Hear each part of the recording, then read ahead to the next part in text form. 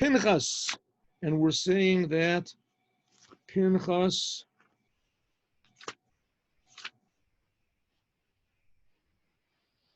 he became a Kohen because of his self-sacrifice. There we have another about Mesirut Nefesh. He became a Kohen because of his self-sacrifice. And the Rebbe asks a very obvious question: how can you become a Kohen? Can't become a Kohen. A Kohen is a thing that either you're born a Kohen or you're not born a Kohen. It's like, making a dog into a cat, making a tree into a human. It's just a different thing. A Kohen is a different. It's a different thing in Judaism. I'm sure that everybody knows. Didn't you tell a story about some guy who went to a rabbi, said he wanted to be a Kohen? All right, I will tell you the joke, even though I already told the joke. I can't tell too many jokes each time. But I don't know, maybe it'll increase the number of listeners. A man goes to the rabbi's office, Orthodox rabbi, Chabad rabbi, who knows? And he says, there's a few jokes like this. Anyway, so the man says, Rabbi, I'm willing to give a donation to the synagogue of $2,000. I want to be a Kohen. And the rabbi says, excuse me, what do you mean? What do you mean you want to be a Kohen? He says, I would like to be a Kohen. I think that's a really wonderful thing to do, to become a Kohen. He said, do you have any idea what this means? He says, yeah, a Kohanim, they get called up to the Torah and they get this, and I would like to be a Kohen. The rabbi says, listen, you can't make a person a Kohen. Either a person, is born a Kohen, or he can't, you have to be you can't just become a Kohen. You can't go to Kohen school and become a Kohen. There's nothing. You can become, a Jew can convert to be a non-Jew. A non-Jew can convert to become a Jew. Right? An ignoramus can become a Talmud Chacham. But a person who's not a Kohen can't be a Kohen. He said, listen, Rabbi, I'm willing to give $20,000. He says, I'm sorry, this is an Orthodox rabbi. I can't. Okay, Rabbi, 200,000. The rabbi said, listen, this is the thing, you can't be bought with money. I mean, the Torah is the Torah, the truth is the truth. You can't. He says, Rabbi, listen, $2 million. $2 million. He says, yeah, writes a check. Call the bank here. Call the bank up. Call the bank. I'd like to know I have here what Mr. Joe Groys Joe Groys, the multimillionaire, says, he's got an account by you. He says, yeah, what are you talking about? Of course he does. Says, for instance, if he would give a check for $2 million, of course it has covering. Okay, tell us that. He says, $2 million. He says, listen, if not, then I'll go to the Reform Synagogue across the street. Don't make me. I said, no. Just one moment. You come back tomorrow and we'll make you a Kohen. Really, Rabbi? Says, yes. Comes back the next day. He brings his family. There's a photographer and someone with a violin. And he's all dressed up. The rabbi has all the honorable people of the synagogue. And he gives them a certificate that you are now an honorary Kohen and you are something like a Kohen and that you are a semi-Kohen, a quasi-Kohen. He gives them a medallion around it. It says, official Kohen. And the man is just crying. It's from joy. And they're taking the picture, and the music is playing. And they have hors d'oeuvres and they have everything. And they're so happy. He's just sitting in the corner and weeping the whole time just from joy. Finally, everybody leaves. The rabbi goes over to him and says, listen, thank you very much, Mr. Groys. I really appreciate, the money and everything, but just explain to me, why is it so important for you to be a Kohen? What's the big, to be a Kohen? I mean, listen, I really appreciate it. I'm not asking any questions, but why was it so important? He said, listen, Rabbi, I'll tell you, he's drying off his eyes. He said, listen, my father was a Kohen. My grandfather was a Kohen. I want to be a Kohen also. In other words, what does it mean? He already was a Kohen. He didn't have to pay any money and he didn't have to cry and he didn't have to do anything. He was a Kohen. On the other hand, the person who's not a Kohen cannot become a Kohen. So how can Elazar ben Aaron become a Kohen? He wasn't a Kohen. So it's simple. He was willing to sacrifice his life. He jumped in. He was willing to sacrifice his life. And because of that, as he got a big revelation, and therefore he became a Kohen. He went out of nature and he became a Kohen. Okay, says the Rebbe, does this make sense? Not so much, but maybe a little bit. At least it's some sort of an answer. The Rebbe says, okay, let's leave that for a second. After the story of Pinchas, if we look in this week's portion, it doesn't talk about that at all. It doesn't talk about Pinchas anymore at all. It talks mainly about preparations to go into the land of Israel. It talks about the different sacrifices that they made only when they went into the land of Israel. It talks about dividing up the land of Israel. It talks about making a war against Midian before they went into the land of Israel. It says this is all, if so, okay, that was back then. When was this whole story happening? 3,300 what years ago? 3,300 years ago. What's this got to do with us now? Says the Rebbe, everything. What's it got to do with us? The Torah is eternal. The Torah is inside of each one of us. This Torah story is coming. I mean, it happened really in history, but the whole reason that it's written in the Torah is only in order to teach us something. It's not there to tell us what was. It's telling us what there is and what there should be. So what is there going to be? Says the Rebbe, it's simple. It's a question. Going into the land of Israel is the goal of the Mashiach. Mashiach is going to build the temple. And when the temple is built, then all the Jews will want to do all the commandments. And you can only do the commandments in the land of Israel with the temple. So all the Jews are going to come to Israel to do all the commandments. But in order to do this, we have to learn from Pinchas. That's this whole week's portion. Pinchas, crazy Pinchas, that he jumped in and saved the Jewish people, risked his life, went against everybody, defied all of the, how do you say, the principles of society and of normalness and fun, and he speared these two people who were just having a good time, right? But it was against the Torah. And he killed them and he ran around. And because of this was the preparation for going into the land of Israel. What are we supposed to do? Now, listen, don't get this wrong. And don't everybody take a spear and go spear your next door neighbor or something and say, this is Pinchas, and Rabbi Bolton told me to do it. Just take it easy. In fact, I saw someone do that once. Not with a spear. Oh, a spear. Anyway, he got really mad at someone else and he was going to hit him. He said, Pinchas, I'm taking the vengeance. Everybody had to quiet him down. So you have to take everything in the proper way. That's why there's Chassidut, is to know how to interpret everything properly. You can't misinterpret. I mean, there's a whole religion, the Catholics, the Protestants, billions of people just come from misinterpreting the Torah. So misinterpreting the Torah can be a very tempting, but how do you say, destructive thing. So let's go. Even though some good things came out of it. Gimel, Hachirush B'Geula, the whole novelty of the future redemption is that there will be Lo Yekanef Od Morecha.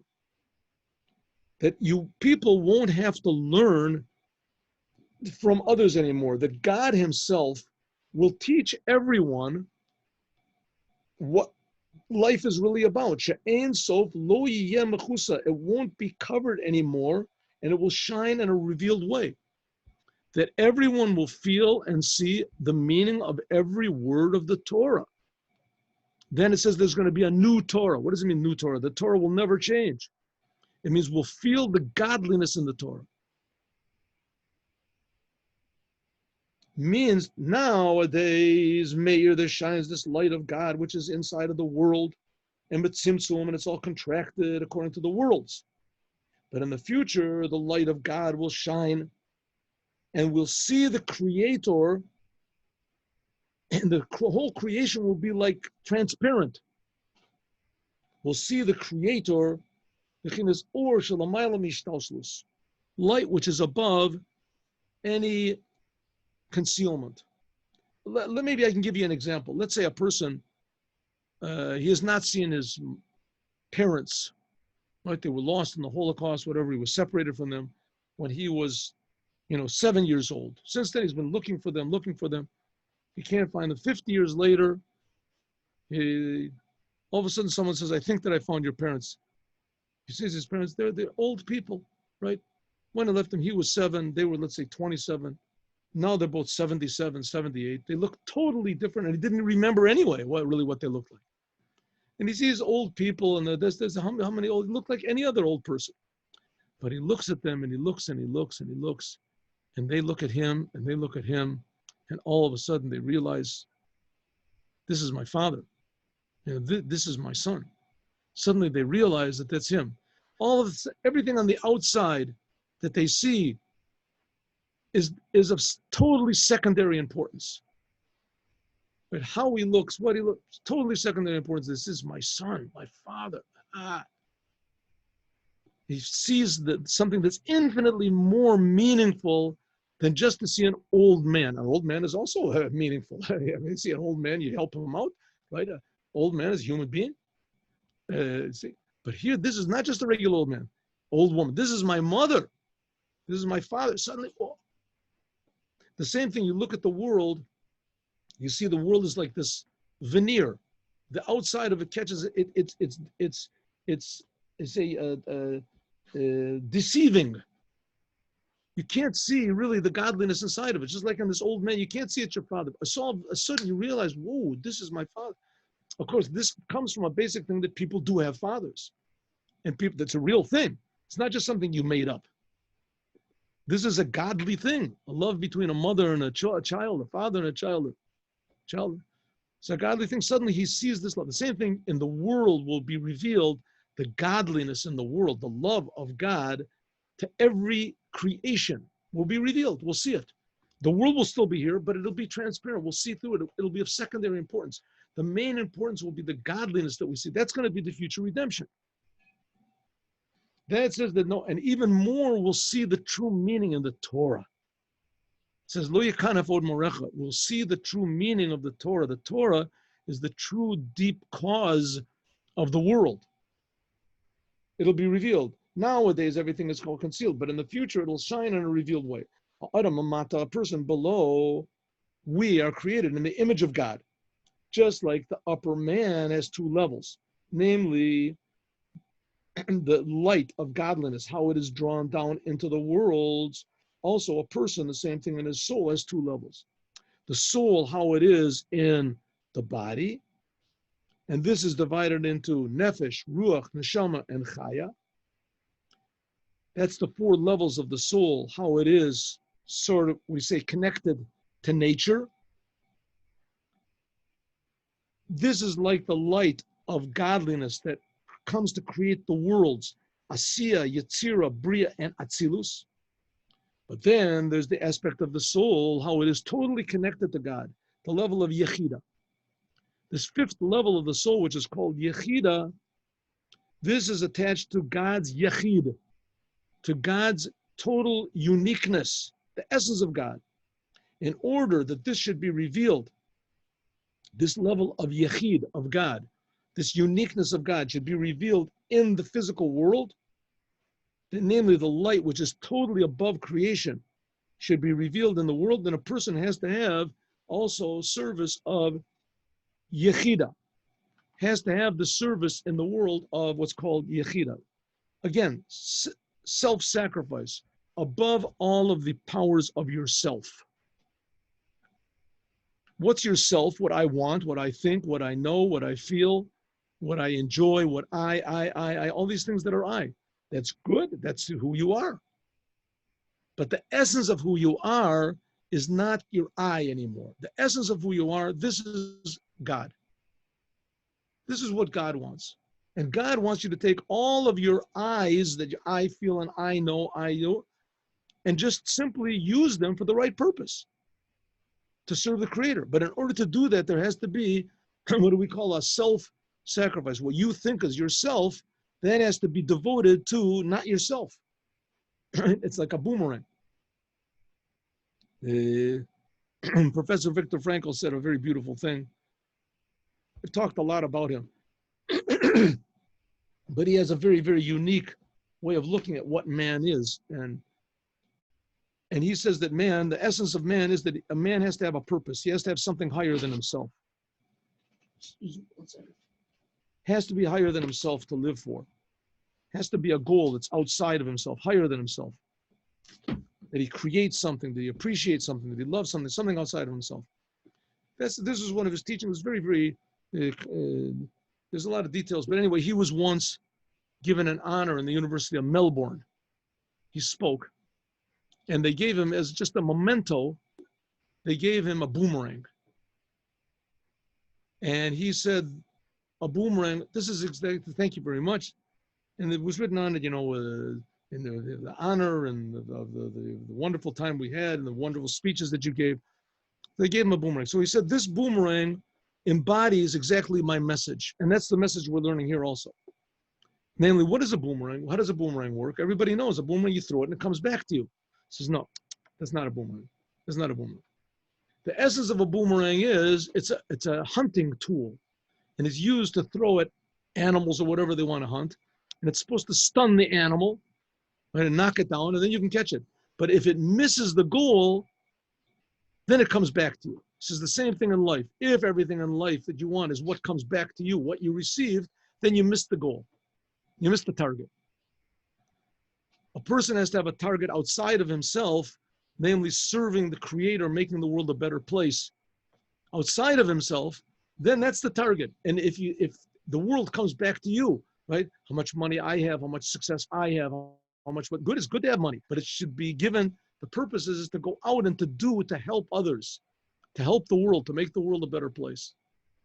And if it's just coming back to you, it's a sign that you missed the goal. It's a boomerang, comes back. Says the Rebbe, that's the whole idea of how we'll bring the future redemption is by means of Pinchas. That's what it means that the Jewish people, what the rabbis say. It says also in the Rambam, other places, it says, if the Jews do tshuva, if the Jews return to their true Jewish identity, nigalim, then they will be redeemed. There will be the future redemption with the Holy Temple and the Mashiach, and everybody will be in their land of Israel. The imlav, but if the Jews don't come back to their Jewish identity, ein nigalim, they won't be redeemed. That's why the whole condition of the world is so terrible, the Jewish, and why the Rebbe made such a tremendous effort to bring Jews back to Judaism.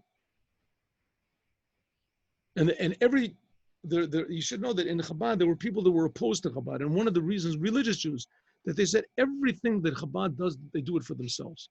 That which they have these Chabad houses just to make the movement greater, to have more money, to have more power, to have more influence, to have more this and this, right? And from the outside, you could certainly say that.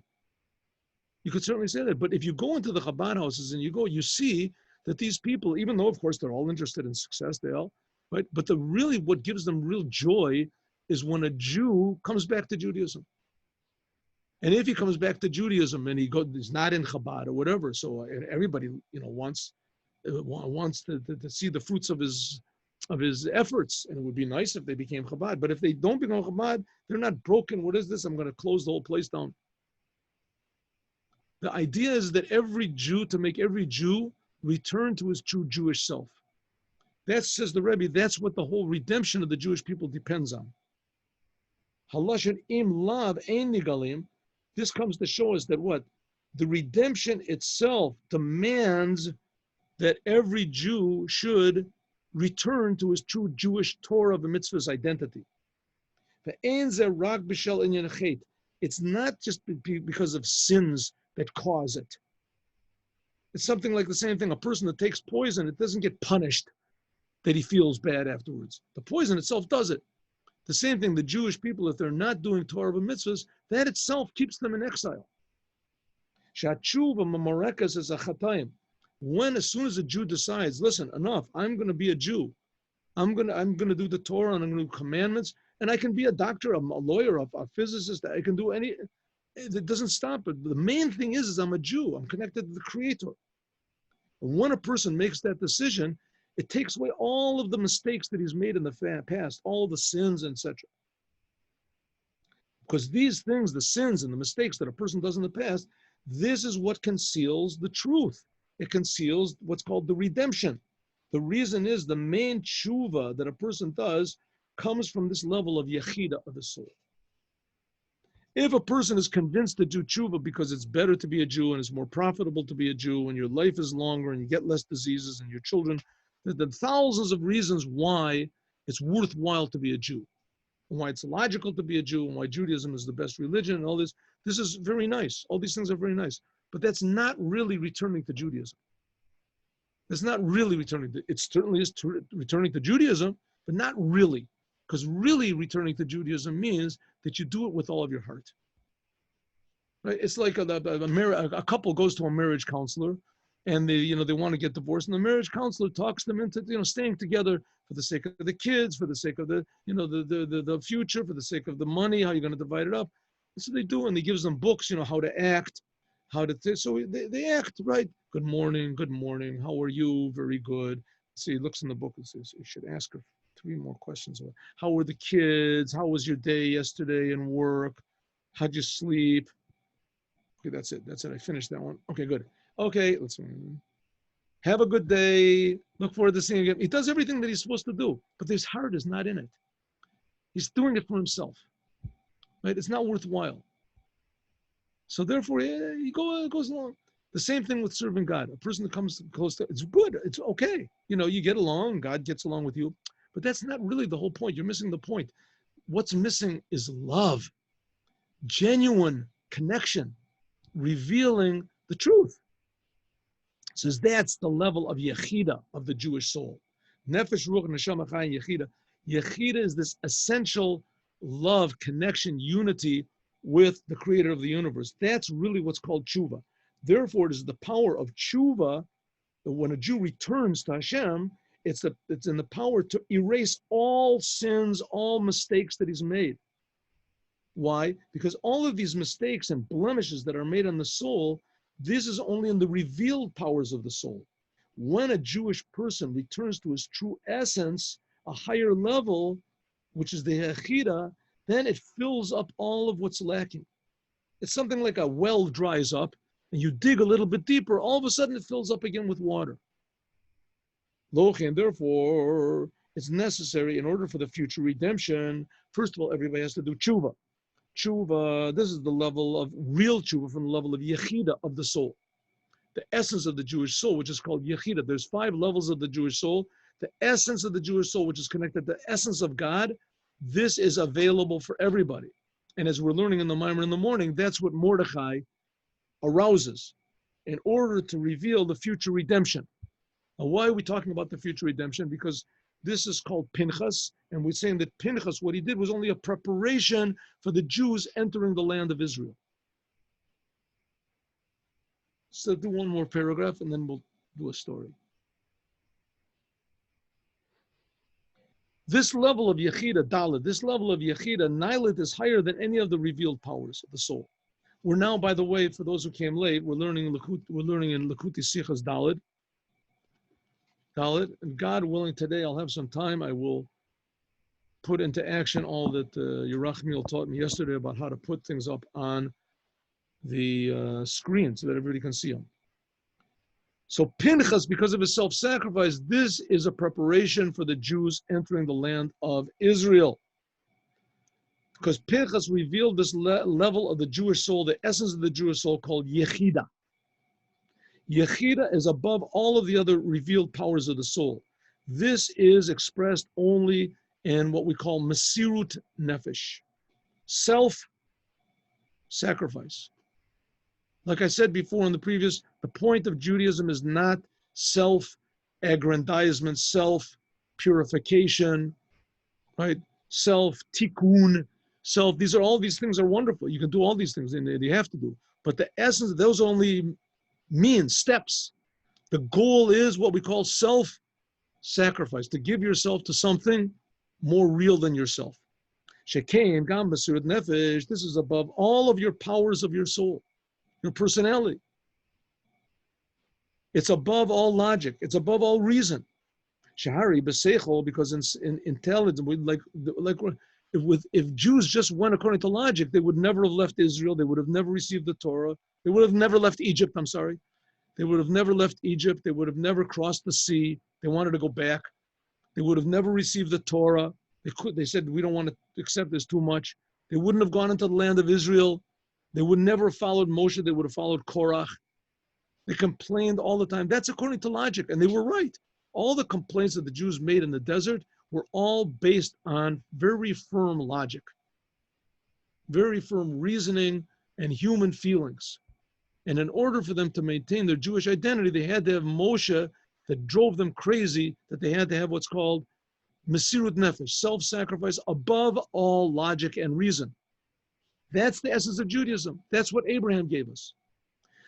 According to logic, there's no reason that a person should give his life for Judaism.